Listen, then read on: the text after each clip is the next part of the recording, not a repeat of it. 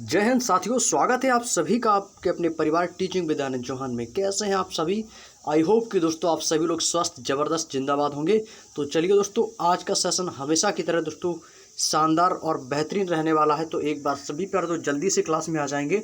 और क्लास दोस्तों आपकी स्टार्ट हो चुकी है, जिसमें दोस्तों आपके लिए खास की बैच की दोस्तों आपकी उत्तर प्रदेश पुलिस कांस्टेबल सामान्य अध्ययन बुक का कंप्लीट सॉल्यूशन दोस्तों पेज बाय पेज बुक का सॉल्यूशन करवाया जा रहा है, जिसमें दोस्तों हमने हिस्ट्री की दोस्तों सारे टॉपिक्स दोस्तों हैं, सारे पॉइंट्स क्लियर कर लिए हैं। साथ ही साथ दोस्तों उनकी प्रैक्टिस ऑब्जेक्टिव वाइज भी दोस्तों आप लोगों की कंप्लीट हो चुकी है।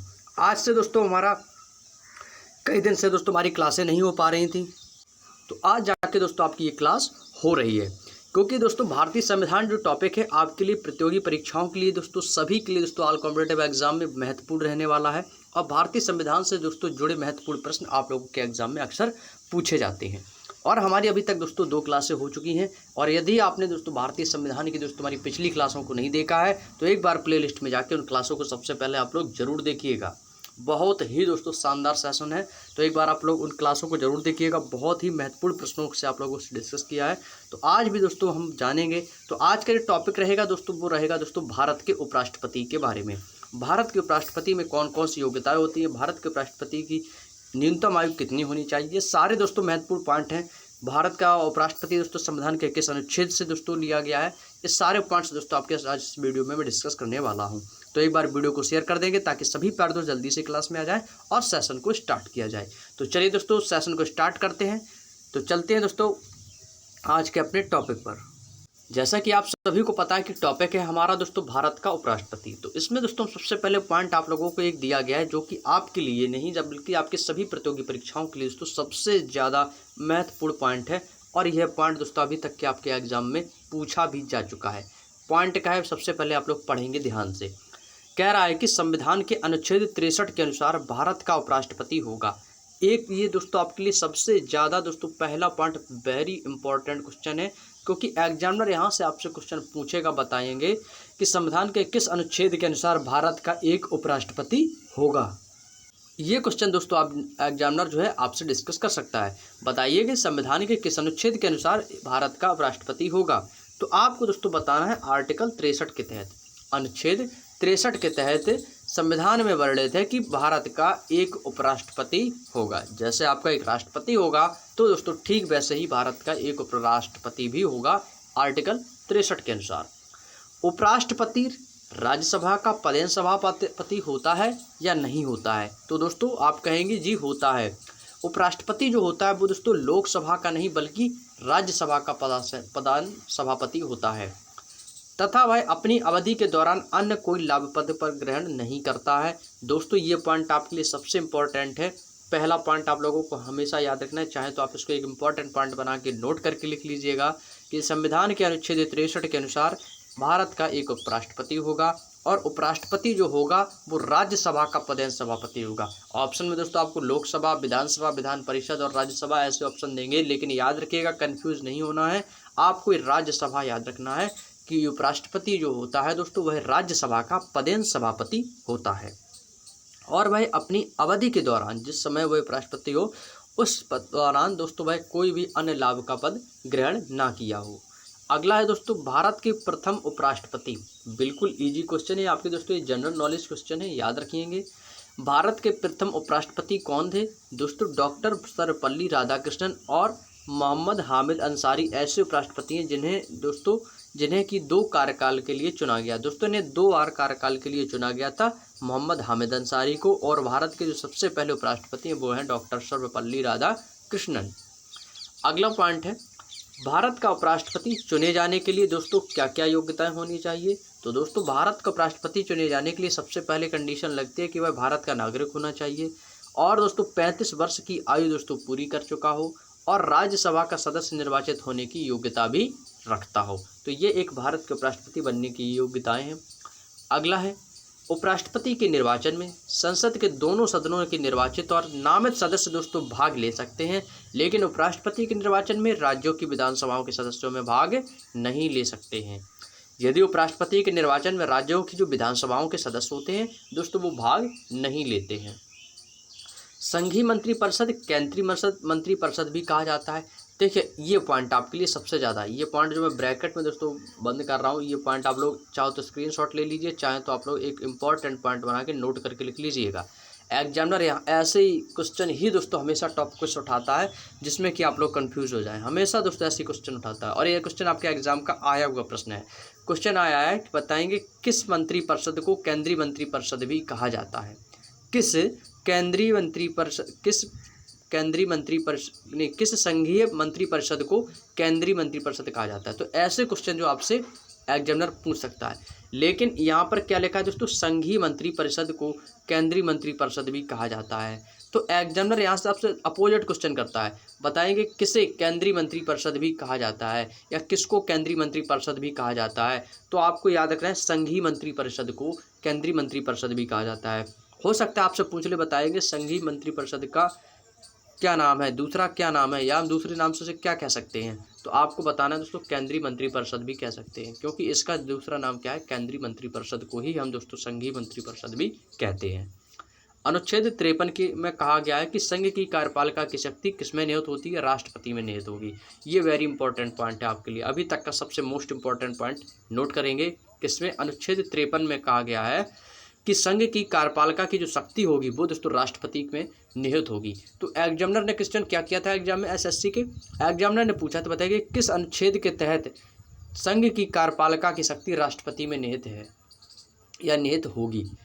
ये क्वेश्चन दोस्तों आपके एसएससी के एग्जाम में आया हुआ क्वेश्चन है कि बताएंगे कि किस अनुच्छेद के तहत संघ की कार्यपालिका की शक्ति किसमें निहित है, राष्ट्रपति में। तो आपको आर्टिकल बताना है अनुच्छेद 53 के अनुसार। सेकंड क्वेश्चन एग्जामिनर करता है दोस्तों, बताएंगे संघ की कार्यपालिका की शक्ति किसमें निहित होती है, राष्ट्रपति, उपराष्ट्रपति, प्रधानमंत्री या इनमें से कोई नहीं।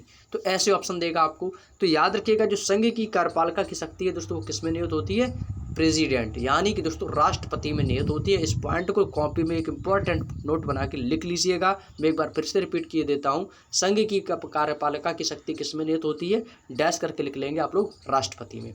किस अनुच्छेद के अनुसार, आर्टिकल भी ब्रैकेट में लिख लेंगे आप लोग, आर्टिकल 53 के अनुसार। चलिए अगले पॉइंट की ओर चलते हैं। अनुच्छेद 74 के अनुसार दोस्तों राष्ट्रपति को सहायता और सलाह देने के लिए एक मंत्रिपरिषद होगी जिसका प्रमुख कौन होता है, प्रधानमंत्री होता है। जैसे कि दोस्तों हो सकता है एग्जामिनर आपसे पूछ देगा, चलिए बताएगा कि किस अनुच्छेद के तहत राष्ट्रपति की सहायता के लिए, सलाह के लिए एक मंत्रिपरिषद होगी, उसका प्रमुख कौन होता है। तो प्रधानमंत्री तो उसका प्रमुख होगा और आर्टिकल रहेगा आपका 74। तो आर्टिकल भी आपसे पूछ सकता है और आपसे दोस्तों उसका प्रमुख प्रधानमंत्री भी आपसे पूछ सकता है। चलिए अगले पॉइंट की ओर चलते हैं दोस्तों। अगला पॉइंट है प्रधानमंत्री की नियुक्ति संविधान के अनुच्छेद किसके अनुसार होती है दोस्तों। और दोस्तों प्रधानमंत्री की जो नियुक्ति होती है वो संविधान के अनुच्छेद 75 के अनुसार प्रधानमंत्री की नियुक्ति कौन करता है, राष्ट्रपति करेगा। यानी कि दोस्तों सीधा सा पॉइंट दे रखा है कि प्रधानमंत्री की नियुक्ति संविधान के अनुच्छेद 75 के अनुसार प्रधानमंत्री की नियुक्ति राष्ट्रपति करेगा और अन्य मंत्रियों की नियुक्ति राष्ट्रपति प्रधानमंत्री की सलाह पर करेगा। और दोस्तों मंत्रियों की नियुक्ति प्रधानमंत्री की परामर्श पर ही किया जाता है और अपने पद की शपथ लेने के बाद प्रधानमंत्री अन्य मंत्रियों के नामों और उनके विभागों की सूची राष्ट्रपति में देता है। देखिए दोस्तों प्रधानमंत्री की नियुक्ति जो है वो दोस्तों किस अनुच्छेद के तहत होती है, संविधान के अनुच्छेद 75, इसको याद करेंगे। अनुच्छेद 75 के तहत दोस्तों भारत के प्रधानमंत्री की नियुक्ति होती है। और दोस्तों प्रधानमंत्री की नियुक्ति कौन करता है, प्रधानमंत्री की नियुक्ति दोस्तों राष्ट्रपति करता है और अन्य मंत्रियों की जो नियुक्ति है वो भी राष्ट्रपति ही करेगा। लेकिन दोस्तों एक प्रधानमंत्री की सलाह पर, जो वो पहले प्रधानमंत्री से सलाह लेगा, उसके बाद दोस्तों अन्य मंत्रियों की नियुक्ति राष्ट्रपति करेगा। और मंत्रियों की जो नियुक्ति होती है वो प्रधानमंत्री के परामर्श पर ही किया जाता है। जब परामर्श का मतलब जानते हो, परामर्श का अर्थ होता है दोस्तों सलाह, यानी कि जब वो प्रधानमंत्री सलाह देगा, किसको देगा, राष्ट्रपति को देगा, तब जाके राष्ट्रपति उन मंत्रियों की नियुक्ति करता है।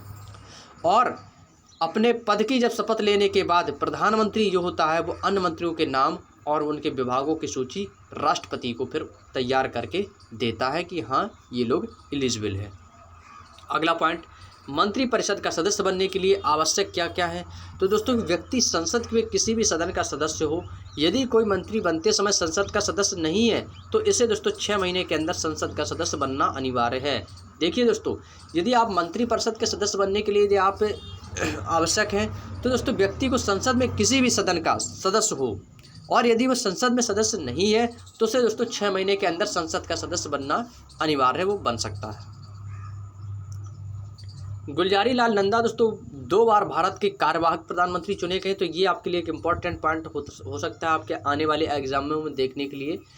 हो सकता है एग्जामिनर आपसे क्वेश्चन यहाँ से पूछ दे, बताएंगे भारत के कार्यवाहक प्रधानमंत्री कौन है, या पूछ सकते बताया कि भारत के 2 बार कार्यवाहक प्रधानमंत्री चुने गए हैं। तो वो है दोस्तों गुलजारी लाल नंदा।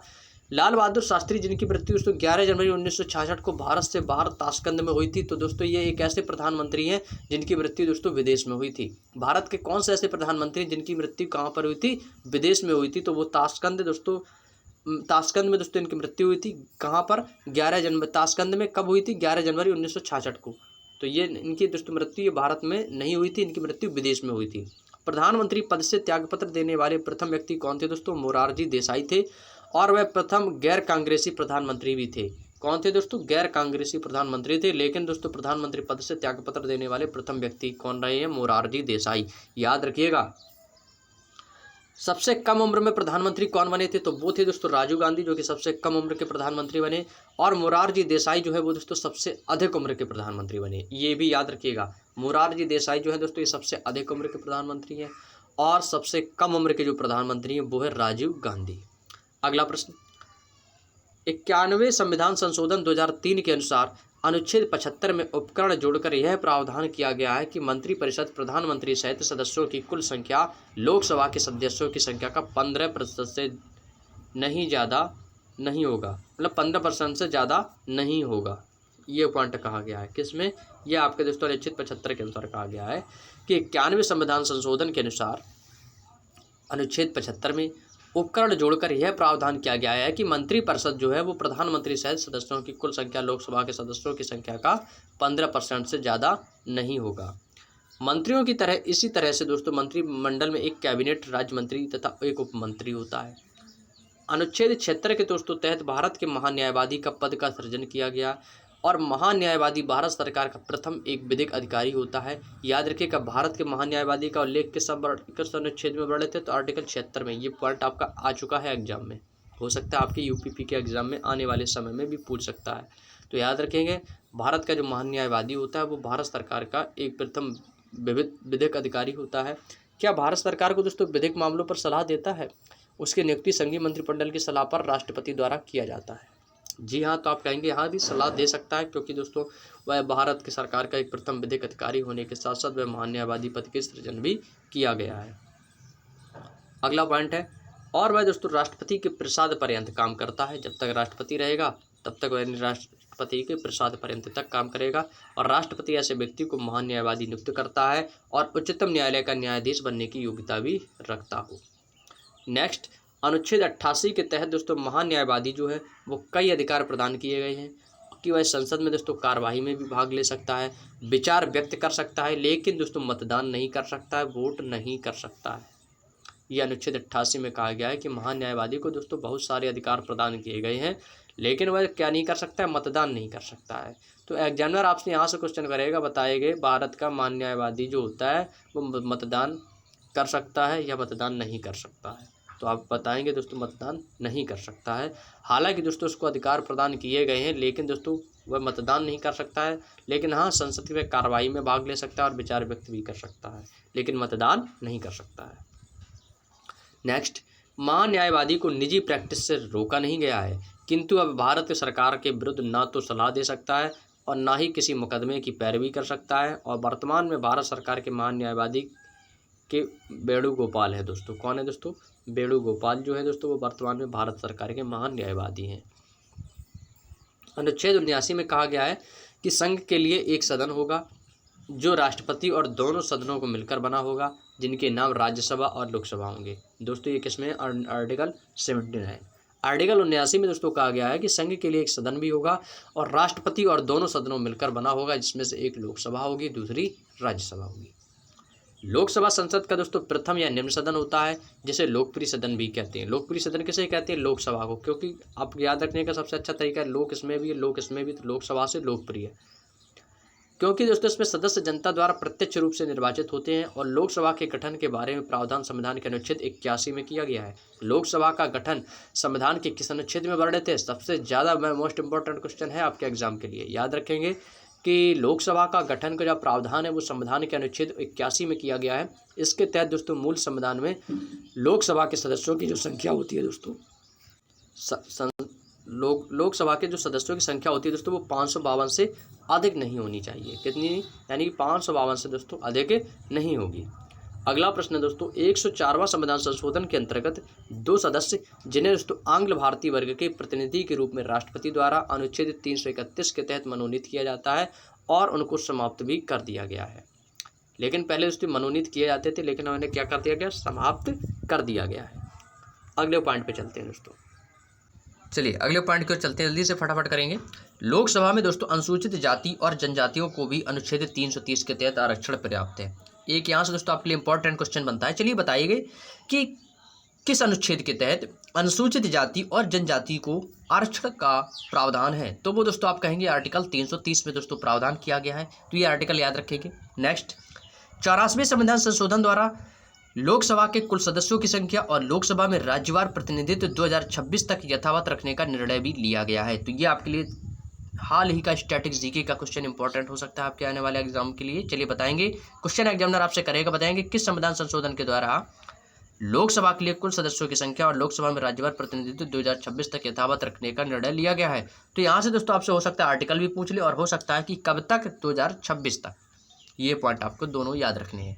अगला पॉइंट, संविधान के 61वें संविधान संशोधन 1989 के द्वारा मताधिकार की आयु दोस्तों 21 वर्ष से घटाकर कितनी कर देगी? 18 वर्ष। तो दोस्तों मतदान देने का जो अधिकार है वो क्या है दोस्तों?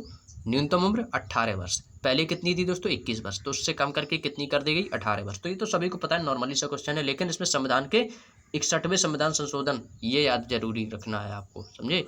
चलिए आप पॉइंट जो है आपको याद रखना होगा। चलिए अगले पॉइंट पे चलते हैं। अगला है दोस्तों, अनुच्छेद 84 में दी गई है कि इसमें कि किसी कोई अनुसार कोई व्यक्ति लोकसभा का सदस्य चुने जाने के योग्य होता है यदि वह भारत का नागरिक है, उसकी आयु कम से कम 25 वर्ष की होनी चाहिए और उसे ऐसी अन्य योग्यताएं हों जो संसद के द्वारा निर्धारित की गई हो, तो वह दोस्तों लोकसभा का सदस्य चुनने के योग्य होगा। संविधान के अनुच्छेद 83 के अनुसार दोस्तों लोकसभा का कार्यकाल प्रथम बैठक की तारीख से 5 वर्ष का होता है, किंतु राष्ट्रीय आपात की स्थिति में लोकसभा का कार्यकाल 1 वर्ष के लिए बढ़ा दिया गया है। कितना बढ़ा दिया गया है दोस्तों? 1 वर्ष के लिए। राष्ट्रपति वर्ष में दोस्तों कम से कम 2 बार लोकसभा का अधिवेशन आहूत कर सकता है, लेकिन लोकसभा के एक सत्र की अंतिम बैठक तथा आगामी सत्र की प्रथम बैठक की तारीख के बीच दोस्तों 6 महीने से अधिक का अंतर नहीं किया जाता है। यानी कि अंतर जो है ना, डिफरेंस जो है वो दोस्तों 6 महीने का नहीं होना चाहिए।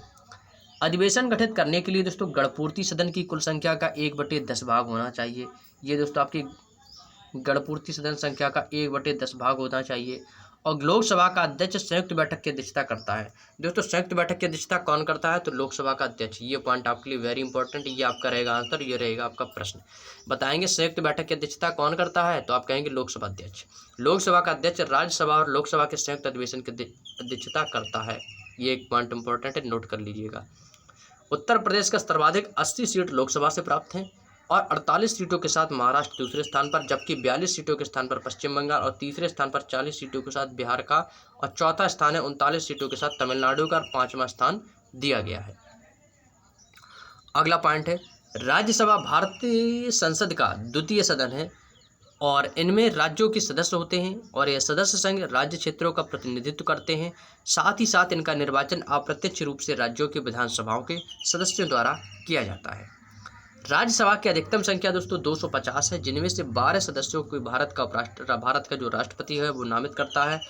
और राज्यसभा सदस्य बनने के लिए योग्यता न्यूनतम उम्र दोस्तों 30 वर्ष की निर्धारित की गई है। यानी कि राज्यसभा के सदस्य बनने के लिए न्यूनतम आयु कितनी होनी चाहिए? 30 वर्ष। और राज्यसभा के सदस्यों का जो कार्यकाल होता है वो दोस्तों कितने के लिए निर्धारित किया गया था? 6 वर्ष के लिए दोस्तों निर्धारित किया गया है। यदि कोई संसद सदस्य सदन की एक बार की बैठक में 60 दिन या उससे लगातार सदन की अनुमति के बिना अनुपस्थित रहता है तो उसकी सदस्यता जो है वो दोस्तों समाप्त कर दी जाती है। कितने दिन तक? 60 दिन तक। लगातार 60 दिन तक संसद की बिना अनुमति के अनुपस्थित रहता है तो दोस्तों इसकी योग्यता क्या कर दी जाएगी? समाप्त कर दी जाएगी। अगला है दोस्तों, दल बदल कानून के अधीन लोकसभा के मामले में लोकसभा अध्यक्ष या दोस्तों राज्यसभा के मामले में उपराष्ट्रपति द्वारा सदस्यों का अयोग्य ठहराया जाता है और उसकी सदस्यता स्वतः समाप्त हो जाती है।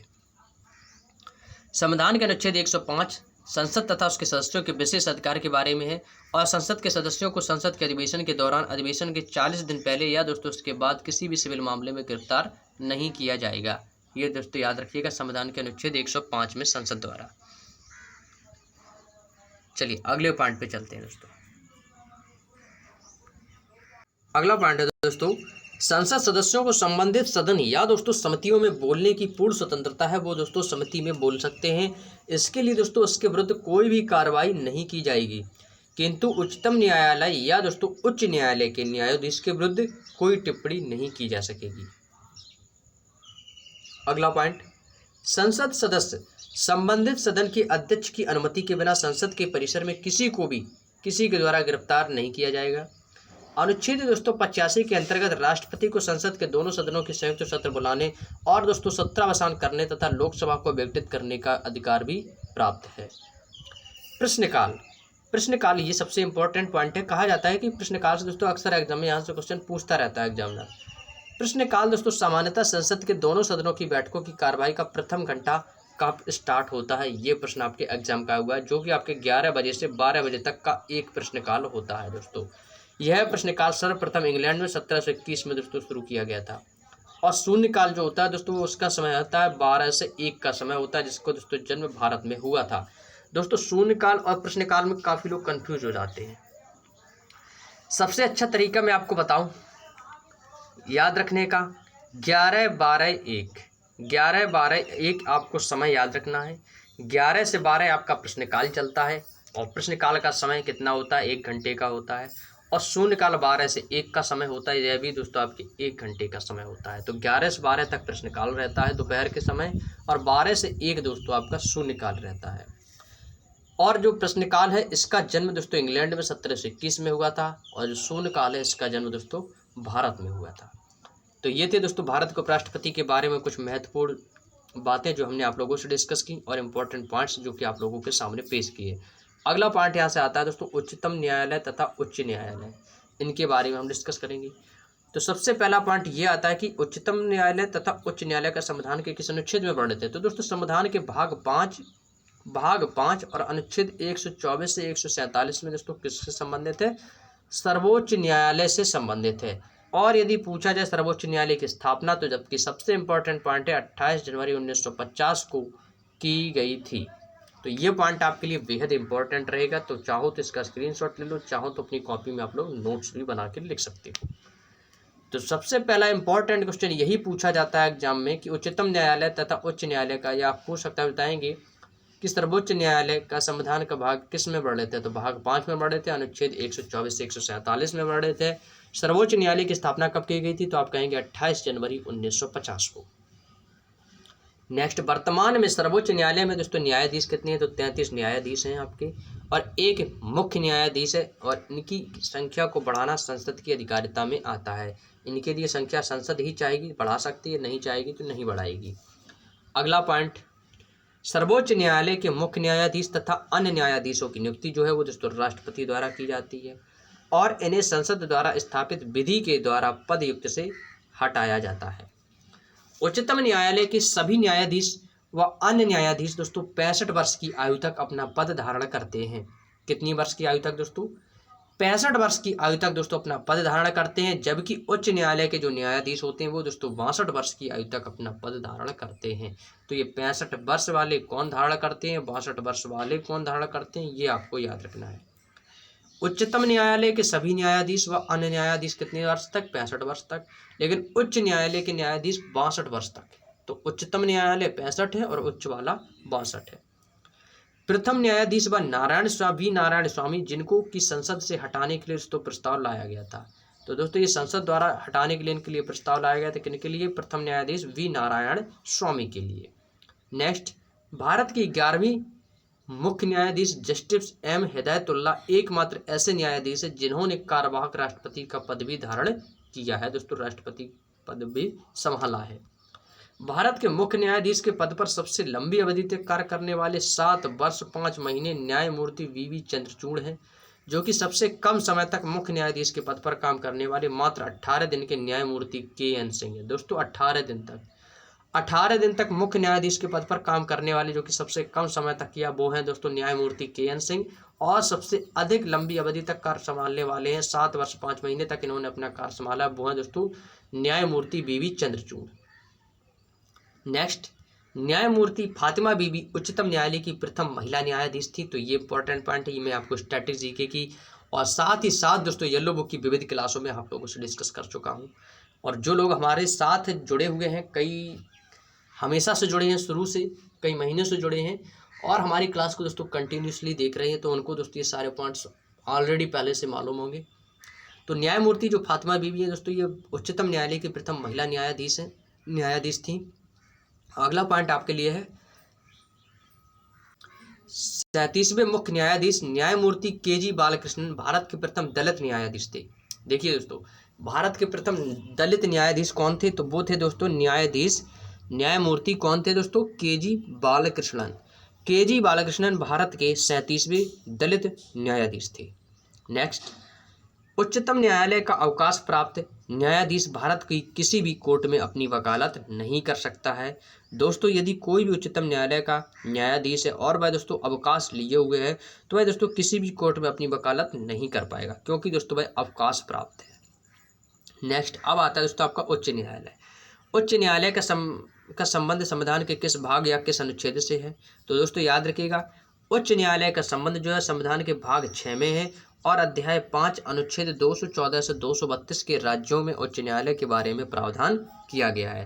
तो ये पॉइंट आप लोगों को याद रख लेना, चाहो तो इसका स्क्रीनशॉट ले लो, क्योंकि ये सारे पॉइंट आप लोगों के इंपॉर्टेंट होते हैं। एग्जामिनर जो भी क्वेश्चन पूछता है वो यहीं से क्वेश्चन उठा के पूछता है। चलिए अगले पॉइंट की ओर चलते हैं दोस्तों। अगला पॉइंट है अनुच्छेद 226 के तहत, अनुच्छेद 226 के तहत न्यायालय को रेट जारी करने की शक्ति है तथा 227 के अंतर्गत उसे अधीनस्थ न्यायालयों की अधीक्षण की शक्ति प्रदान की गई है। वर्तमान में दोस्तों यदि कुल उच्च न्यायालय देखे जाए तो दोस्तों कुल 25 उच्च न्यायालय हैं और दिल्ली और जम्मू कश्मीर में ऐसे 2 संघ शासित प्रदेश हैं जिनको दोस्तों अपना उच्च न्यायालय है, जिनका अपना खुद का दोस्तों उच्च न्यायालय है। जब कोई उच्च न्यायालय दोस्तों 2 या अधिक राज्यों के लिए गठित होता है, तब ऐसे उच्च न्यायालय के न्यायाधीश को दोस्तों शपथ उस राज्य का राज्यपाल, जहां उच्च न्यायालय की मुख्य पीठ स्थित होती है, वहां का राज्यपाल उसे शपथ दिलाता है।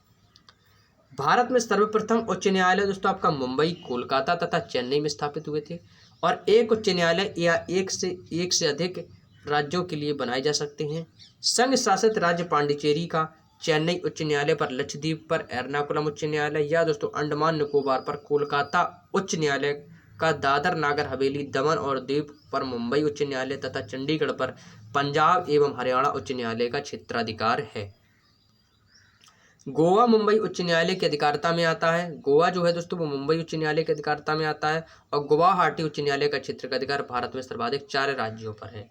गुवाहाटी का उच्च न्यायालय का क्षेत्राधिकार है दोस्तों भारत के सर्वाधिक 4 राज्यों पर है। अगला पॉइंट आता है यहाँ से दोस्तों राज्य की कार्यपालिका। बिल्कुल छोटा सा टॉपिक है दोस्तों राज्य की कार्यपालिका, इसको भी दोस्तों 2 पॉइंटों में कवर कर लेते हैं।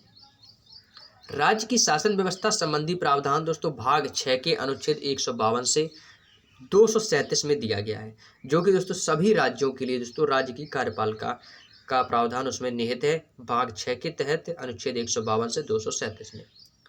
और इन भाग को राज्यों का संविधान भी कहा जाता है। तो दोस्तों आपके लिए यहाँ से एक वेरी मोस्ट इम्पोर्टेंट और एक नया क्वेश्चन हम कह सकते हैं, आने वाले समय में एग्जाम यहाँ से जरूर क्वेश्चन है, एग्जामिनर आपसे डिस्कस कर सकता है, बताएंगे कि किसे राज्यों का संविधान भी कहा जाता है या दोस्तों किस भाग को राज्यों का संविधान भी कहा जाता है। तो आप कहेंगे दोस्तों भाग 6 को राज्यों का संविधान भी कहा जाता है। याद रखिएगा, या हम यह भी कह सकते हैं कि राज्य की कार्यपालिका को राज्यों का संविधान भी कहा जाता है। ये पॉइंट आपके लिए दोस्तों बहुत ही ज़्यादा महत्वपूर्ण पॉइंट है, तो याद रखिएगा। अगला पॉइंट यहाँ से हमारा स्टार्ट हो दोस्तों राज्यपाल। राज्यपाल की जो डिस्कस है, क्वेश्चनों का डिस्कस हम आप लोगों से नेक्स्ट क्लास में करेंगे। तो आज की जो क्लास है हम यहीं तक रखेंगे और नेक्स्ट क्लास में दोस्तों हम आप लोगों से राज्यपाल से संबंधित महत्वपूर्ण प्रश्नों को डिस्कस करेंगे। तो आज की क्लास में हमने दोस्तों उच्च न्यायालय, उच्चतम न्यायालय और साथ ही साथ दोस्तों भारत के उपराष्ट्रपति के बारे में आप लोगों से क्वेश्चन डिस्कस किए और नेक्स्ट क्लास में आप लोगों से हम राज्यपालिका के बारे में क्वेश्चन को डिस्कस करेंगे। तो चलिए दोस्तों आज की क्लास को यहीं तक रखेंगे। सेशन आप लोगों को कैसा लगा? उम्मीद है दोस्तों आप लोगों को सेशन बहुत ही ज़बरदस्त बेहतरीन लगा होगा तो प्लीज़ दोस्तों वीडियो को लाइक ज़रूर कर दीजिएगा, शेयर कर दीजिएगा उन सभी दोस्तों में जो लोग अभी तक क्लास में नहीं आ पाए थे, तो आप लोग उनको इस वीडियो का लिंक शेयर कर दीजिएगा ताकि दोस्तों वो क्लास को बाद में भी दोस्तों देख सकें। क्योंकि ये क्लास दोस्तों आप कभी भी देख सकते हैं, यूट्यूब पर हमेशा के लिए आपको क्लास डली रहेगी। आप जब चाहें तब इस वीडियो को जरूर देख लीजिएगा। और वीडियो को हमेशा जब भी आप कोई भी क्लास देखें, चाहे आप ज़रूरी नहीं कि आप हमारे ही चैनल की क्लास देखें, कहीं और भी देख रहे हैं, तो आप हमेशा दोस्तों क्या जानते हैं ना कि हमेशा दोस्तों स्टार्टिंग से ही दोस्तों समझ में आती है। यदि आप दोस्तों बीच में दोस्तों देखने बैठ जाओगे तो आपको पॉइंट समझ में नहीं आएगा। हमेशा दोस्तों क्लास में स्टार्टिंग से जुड़ने की कोशिश किया करें और कभी भी क्लास को जब भी देखें तो क्लास को पूरा कंप्लीट वॉच कीजिएगा, चाहे वो आपकी 30 घंटे की क्लास हो, चाहे दोस्तों आपकी 30 मिनट की क्लास हो। हमेशा दोस्तों क्लास को जो है आप स्टार्टिंग से देखा करें तो आपको सारी बातें हैं स्टार्टिंग से ही दोस्तों समझ में आएंगी और समझते आप चले जाएंगे, आपको सारे पॉइंट्स भी क्लियर हो जाएंगे। तो चलिए दोस्तों आज की क्लास को यहीं तक रखेंगे और नेक्स्ट क्लास में आप लोगों का टॉपिक है राज्यपाल, तो आप लोग रिवीजन जरूर करके आइएगा। तो राज्यपाल से जुड़े संबंधित महत्वपूर्ण प्रश्न हम आप लोगों से डिस्कस करेंगे। तो आज की क्लास में यहीं तक रखेंगे, मिलते हैं नेक्स्ट वीडियो में, तब तक के लिए धन्यवाद। जय हिंद, जय भारत।